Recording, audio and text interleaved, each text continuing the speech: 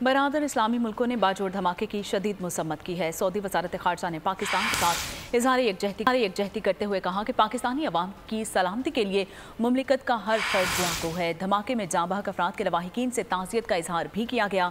ईरानी सदर सईद इब्राहिम रईसी ने वज़ीर आज़म शहबाज शरीफ के नाम ताज़ियत का पैगाम इरसाल किया है। पैगाम में ईरानी सदर ने बाजोड़ में दहशतगर्दाना हमले की मसम्मत की है। इब्राहिम रईसी का कहना था कि ईरानी आवाम की जानिब से पाकिस्तानी भाइयों से हमदर्दी और ताज़ियत करते हैं। दुआ गो हैं कि अल्लाह जांबाहक अफराद की मग़फ़िरत फरमाए और मुजरिमाना फ़ेल में मुलविस अफराद आलमी अमन के लिए ख़तरा हैं। मुजरिमाना कार्रवाइयों के खात्मे के लिए खित्ते के ममालिक को मिलकर काम करने की अशद ज़रूरत है। जामियात में चलता गोरख धंधा,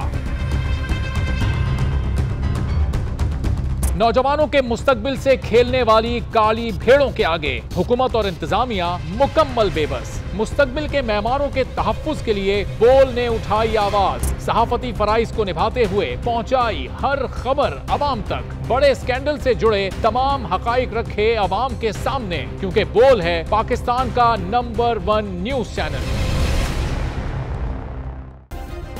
सब्सक्राइब करें और बेल दबाएं ताकि कोई खबर रह न जाए।